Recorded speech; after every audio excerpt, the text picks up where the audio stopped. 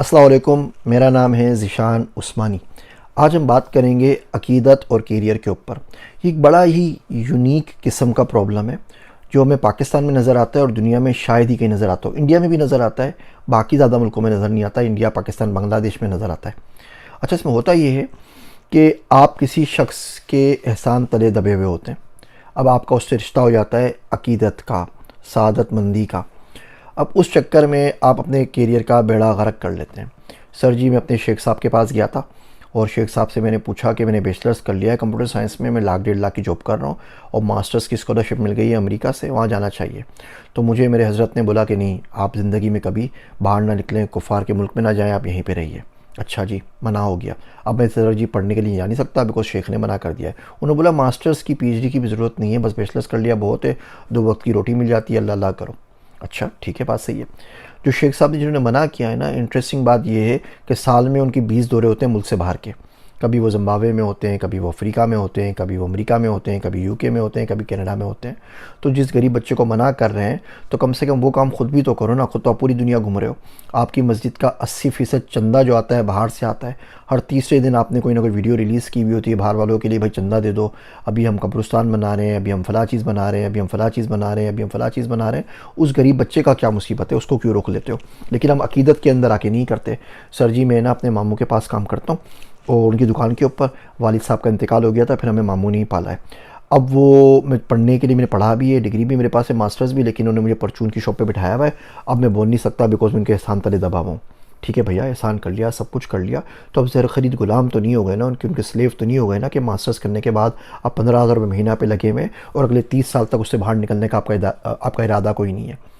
कोशिश करें जब भी कैरियर के डिसीजन लें, सबसे पहले साहिबुर राय शख्स से राय मालूम करें, उसके बारे में मशवरा करें।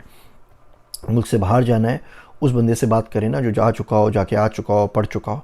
जो बंदा अपने शहर से, अपने गांव से कभी नहीं निकला, जैसे कामुकी से बाहर कदम नहीं रखा, उससे आप कैसे पूछ सकते हैं कि स्कॉटलैंड में क्या हो रहा है और क्या नहीं हो रहा और वहाँ का माहौल कैसा है। दूसरा काम ये करें कि अक़ीदत को अलग रखिए, कैरियर को अलग रखिए। हमदर्दी को अलग रखिए, कैरियर को अलग रखिए। रिश्तेदारी को अलग रखिए, कैरियर को अलग रखिए। ये तमाम रिश्तेदार, ये तमाम लोग अगर आप काम के काबिल नहीं रहेंगे ना, काम के जोगे नहीं रहेंगे, सबसे ज़्यादा गालियाँ आपको ही दे रहे होंगे।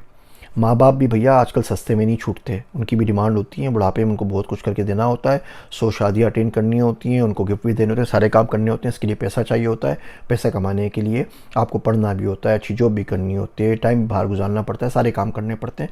तो अक़ीदत के चक्कर में कैरियर को दाव के ऊपर मत लगाइए। या हमारा हर दूसरा तीसरा बच्चा हमारा इसी बात के ऊपर रो रहा होता है। तो कैरियर को देखिए, कैरियर को कैरियर के तौर पे ट्रीट कीजिए, अक़ीदत को अक़ीदत के तौर पे ट्रीट कीजिए। और जो इस किस्म के दोगले बंदे ना, कहते कुछ हैं करते कुछ हैं, इनसे राय बिल्कुल भी नहीं मांगनी चाहिए। बहुत से बच्चे बोलते हैं कि जी हमारे फ़लाँ चाचा ताया मामा दोस्त के दोस्त के दोस्त के भाई रहते हैं अमेरिका के अंदर। हमने उनसे पूछा, उन्होंने बोला कि नहीं नहीं, बिल्कुल भी अमेरिका नहीं आना, यहाँ तो बच्चे ख़राब हो जाते हैं, यहाँ तो उनकी तरबियत पे फ़र्क पड़ता है, यहाँ तो फाश आम है, या फ़लाँ फ़लाँ फ़लाँ। तो मैं उनसे एक ही सवाल पूछता हूँ कि जिन चाचा जी ने आपको मशवरा दिया कि अमेरिका नहीं आना, वो अमेरिका में? बोलते हैं जी सर अमेरिका में, वहीं से बैठा है, तभी तो उन्होंने मुझे बताया। तो मैंने उनसे पूछता हूँ कि चाचा जी खुद क्यों नहीं आए थे पाकिस्तान? इतने बुरे हालात हैं तो क्या काफिर हो गए, दीन से हो गए, उनको अपनी बेटे बेटियों का फ़िक्र नहीं है? तो उनको बोलें जो मशवरे हमें दे रहे हैं सबसे पहले खुद अमल करें। सब कुछ छोड़ छाड़ के जो जन्नत नज़ीर पाकिस्तान है जिसमें सारी चीज़ें ठीक चल रही हैं, यहाँ पर आ जाएँ, उसके बाद आपको मशवरा दें। खुद उन्होंने अमेरिका नहीं छोड़ना, खुद उनकी 7 नस्लें आगे अमेरिका में होंगी। आप बस गुजरांवाला से ना निकलें, आप शेखुपुरा से बाहर ना निकल सकें, आप भावलपुर में ज़िंदा हो और वहीं पे मर जाएं, वहीं पे आपका मकबरा बन जाए। ये कौन सा सवाल है? याद रखिए, ज़िंदगी में जब भी कैरियर अक़ीदत से टकराए तो आँख खोल के फ़ैसला कीजिए, क्या कर रहे हैं, किस लिए कर रहे हैं, क्या सुन रहे हैं, किससे पूछ रहे हैं। वरना आपको इतना बुरा नुकसान होगा कि उसका पता आपको 10 साल बाद पता चलेगा और फिर आप मेरी ये वीडियो सुन सुन के ना मुझे दुआएं देंगे। मुझे अपनी दुआओं में याद रखिएगा। मैं हूँ आप सबका ज़ीशान उस्मानी।